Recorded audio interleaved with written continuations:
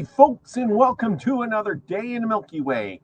And tonight we got a great show for you. We're going to continue off where we left off yesterday with this book right here. And I can present that to you. This book right here, which is the Tao Te Ching Explained. And there you go. You can see that better than me holding it up. Anyway, what is the Tao? And what is it all about? I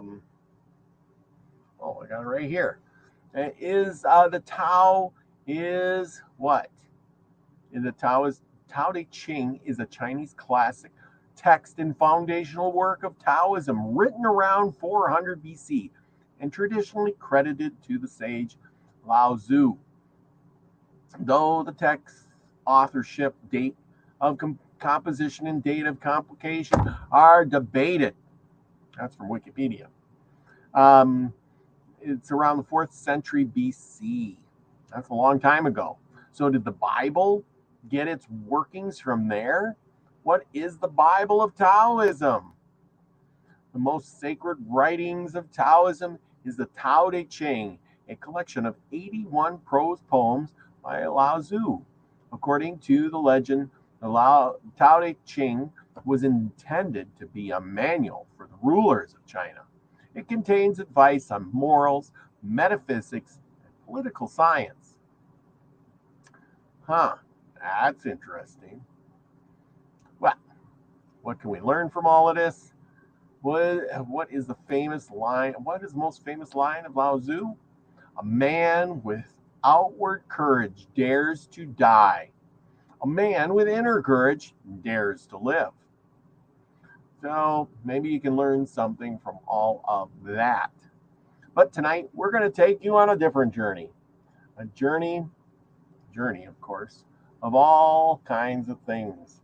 And as we get here, I'm going to present you with stuff because that's what I like to do. I'm a little bit faster at it today than I was yesterday. So here we go. The Tao Te Ching. Now we did the first verse. Now there's 81 of these, so I can go on for a long time if you guys really want to learn stuff. But we're going to go on to number 2. And here it goes. When everyone in the world sees beauty, then ugly exists. When everyone sees good, then bad exists. Therefore, what is and what is not create each other. Difficult and easy complement each other. Tall and short shape each other. High and low rest on each other. The voice and tone blend with each other. First and last follow each other. Just like that race car guy. You ain't first and you're last. So the sage acts by doing nothing, teaches without speaking, attends all things without making claim on them, works for them without making them dependent, demands no honor for his deed, because he demands no honor. He will never be dishonored. Okay? So if you have no honor, you can't be dishonored. If you are tall, then somebody else is short. If things are difficult, well, then you have to create something new. If something's high, then there must be others that are low. Just like a voice, voices put together, you've heard people sing, they put them together and they make a beautiful tone, and they blend and they make it even better. When everybody sees something and they say it's good, and everything else that's not that something must be bad. So, what can we make of all this? And this is how it's explained. Don't split the unity. In the second chapter, Lao Tzu continues by presenting a consequence of what he stated in his first chapter, because the first we don't need to listen to all that stuff. Unity of opposites makes up the world. We should not call one good and the other bad. There's no point in telling them apart at all. since they cannot exist divided, nor do they make any sense when separated from one another. Certainly, we appreciate some things more than others. Yes, we do. Yes. But we must remember that we are able to do so only because we can compare them. The ugly is the mirror of the beautiful. So, who can say that beauty is only within the latter? And of course, that's mostly opinion. If I think something's beautiful, you might think it's ugly. And if you think it's beautiful, well, I might think it's ugly. That's a matter of opinion. That's why we are unable to find complete consensus about which is which. What one of us regards as beautiful, another will watch with indifference. It's even so that each of us changes the way we see things from moment to moment and from one perspective to the other. Beauty is no object in itself, but merely the impression of one. It's in the eye of the beholder, and not a fixed quality of which is beheld. So we should treat our preferences with appropriate modesty. And we should learn to appreciate the beauty in the ugly, as well as the ugly in the beauty. None exists without the other, but within each other. Good and bad.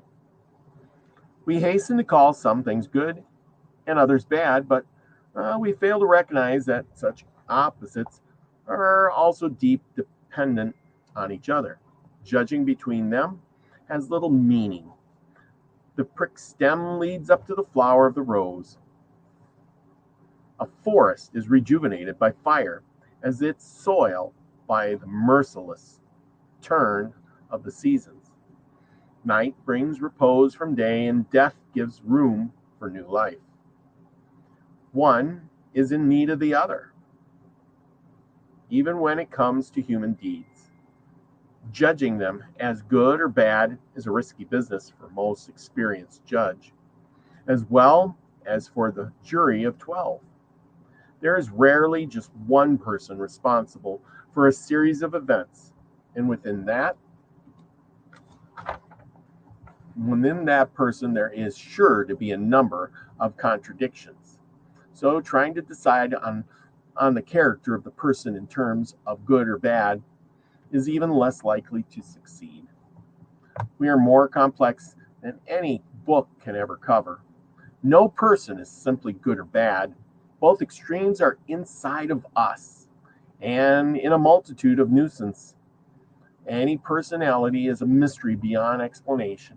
We can only observe the actions by which that personality expresses itself.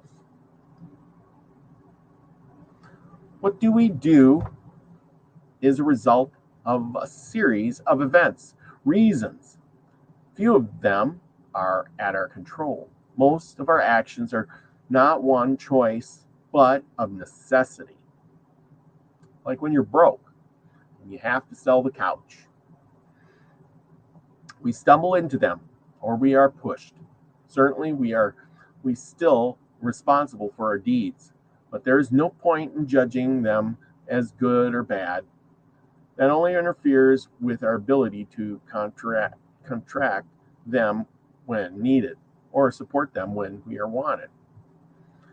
Not to mention the problem of what is good for one but bad for another. That's mostly the case. Therefore, modern philosophers prefer to discuss ethics in quantities. What is good for most people, or what is good for, well, that is bad is for another, and so on. And there is rarely an object of truth to be found and or value that everyone can share. Hey, sounds like a politician. It's good. You want to chop down the forest? I support that. It's good. You want to you want to lower taxes? Yes, I support that. Whatever's good for you, I support it. I support it. I support it.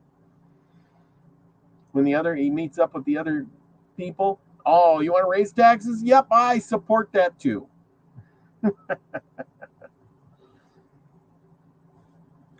So for one person, it's great, and the other person, it's not so great. Deeds of people may force us to react, but we are not helped much by defining those deeds morally or even deciding on moral standards for all. We're all different. We make rules to bring in working order to society and to push society in the direction we want it to develop. We follow these rules when we can and break them when we cannot constrain ourselves. The rules stipulate that the consequences of breaking them should be. That's all fair and square. There is no need to add a moral judgment to the legal one. For that, we simply do not have enough information. If we allow morals to influence our judgments, we are unable to be objective. And there is a risk of the punishment of a deed is far worse than the deed itself. So the sage refrains from judging. He is very hesitant to interfere or to insist on the option. Should he be respected? He is reluctant to lead and refuses to be followed. He is an example without pointing it out. Since he never puts himself above others, they find no reason to rebuke him. The sage, Lao Tzu frequently mentions Zhen, which is translated into sage, is almost every English version of the Tao Te Ching. I spent quite a time. It implies wisdom of profound kind. Also, there is an erratic ring to it, and it fits well with traditional Chinese idea. Okay. But the sage is not a person elevated above the rest of mankind. Lao Tzu, anyone can be a sage by simply following the Tao. Those who do so excel mostly at being humble, not at all separating themselves from their fellow men. The sage is someone like you and me, but he or she has achieved true wisdom.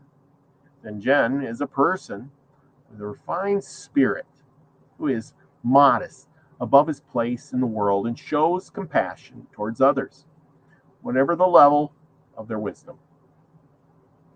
Is that you? Can you be like that? Can you show compassion towards others? Can you pick the middle of the road, not pick favorites? Can you be humble? Can you do all those things? Okay. Well, let's talk more about the sage. The sign, okay. Lao Tzu has little respect for those who call themselves learned and clever. Instead, he stresses the superiority of a simple reason, what we call common sense. Yeah, the man who has common sense is way more to his credit than the man who's just rich. Okay, and let's see. Instead, he stresses the superiority of the simple reason. Okay, Lao Tzu, the sage, is someone who excels in common sense. We will learn more about Lao Tzu, regarded as true wisdom, in the following. He used the expression Zhen more than 30 times in the Tao Te Ching. The word Zhen simply means human, being a person. It's often used like a word like man is in English. It may mean or refer to a male person, but just as well to human beings of any gender. Lao Tzu certainly had no problem with the possibility of a woman being truly wise, or contrary, as we will be seeing frequently in the following chapters. He tends to regard the female qualities as far superior to the male ones. He might have expected more women than men to be sages. Actually, what's to say that Lao Tzu wasn't a woman? The Chinese text rarely specifies gender, either regarding the sage or other characters referred to the Tao Te Ching. In the English language, this would get awkward, so here we go. It could be Male, when I talk about it, sage could be male or female. It doesn't really matter. Either way is good. Sage just means human. And with that, people, we are going to stop. That is chapter 2, and I hope you all enjoyed that. I like putting out these little shorts, and I hope you tune in soon enough. Anyway, thank you for all you do and coming here. Remember, be of thanksgiving for the rest of this month. And thank your neighbor, thank yourself, thank your parents, thank whoever is important in your life. Give them thanks back. Remember, everybody, the most important thing out there is to be the frequency